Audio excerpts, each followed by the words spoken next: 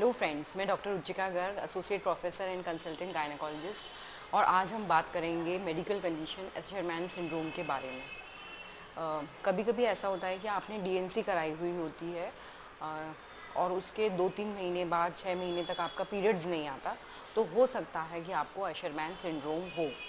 तो Asherman syndrome होता क्या है और इसके क्या सिम्टम्स होते हैं।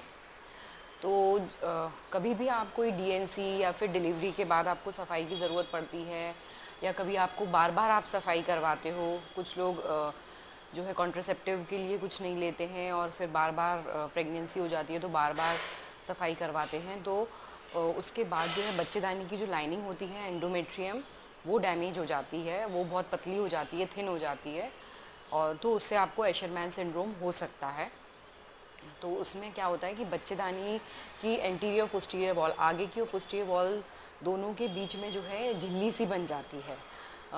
जैसे हनी कॉम्ब अपीयरेंस जिसे कहते हैं, जाले से बन जाते हैं, दोनों आपस में चिपक सी जाती हैं, तो उससे फिर माहवारी नहीं हो पाती है ठीक से। कभी कभी मरीज को होता है कि वो हिस्ट्री देगा कि मैंने मैडम 3 महीने पहले या 6 महीने पहले सफाई करवाई थी और तभी से मेरा पीरियड नहीं आया है।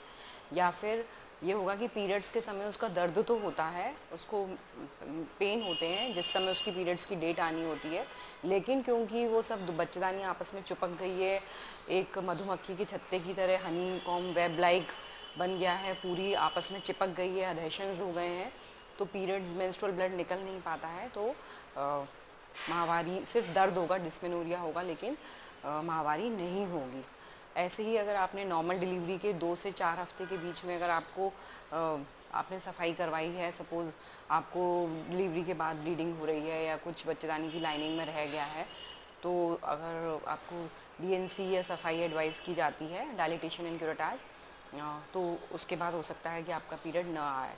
या कभी कभी एक कंडीशन होती है प्लेसेंटा इनक्रीटा या रिटेन प्लेसेंटा के बाद भी। इनक्रीटा में क्या है कि वो प्लेसेंटा बच्चेदानी की वॉल में उसके लेयर्स छुपे घुसे हुए हैं, तो फिर उसमें भी पीरियड होने की दिक्कत हो सकती है। तो डीएनसी तो है ही है, इसके अलावा इंडिया में ट्यूबरकुलोसिस का इंसिडेंस बहुत ज़्यादा है, तो कुछ इन्फेक्शंस की वजह से या शिस्ट्रोसोमियासिस, उसकी वजह से भी एशरमैन सिंड्रोम हो सकता है। अब बात करते हैं कि उसको हम कैसे डायग्नोज कर सकते हैं।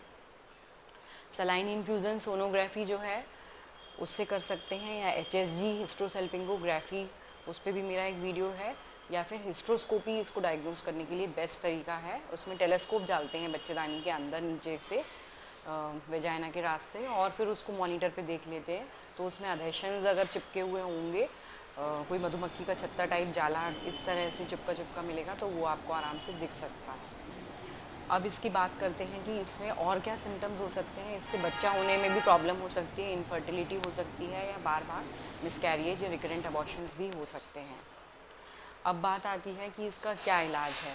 हिस्ट्रोस्कोपी से इनका अधेसियोलाइसिस की जाती है, यानी हिस्ट्रोस्कोपी दूरबीन से ही इसको ये जो अधेशंस हैं जो चिपके हुए हैं इनको डॉक्टर निकाल सकते हैं, और उसके बाद जो है डॉक्टर आपके एक IUCD या कॉपर टी जो है उसको बच्चेदानी में डाल दिया जाता है, ताकि वो बच्चेदानी दूर दूर रहें, आगे और कुछ पीछे की जो वॉल्स हैं वो आपस में चिपके नहीं, और फिर से तो वो 2-3 महीने तक रहेगी।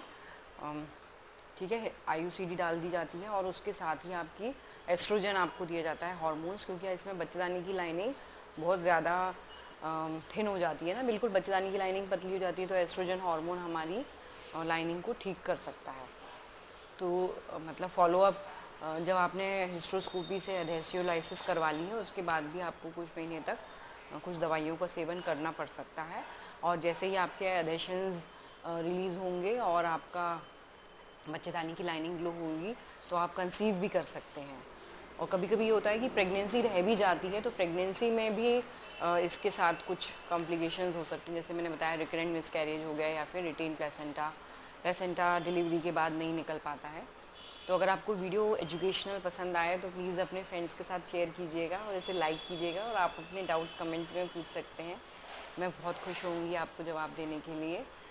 एंड सब्सक्राइब करके बेल आइकन दबाइए ताकि फ्यूचर में आने वाले आपको सारे ऑथेंटिक वीडियोस मिल सकें। Bye bye, take care.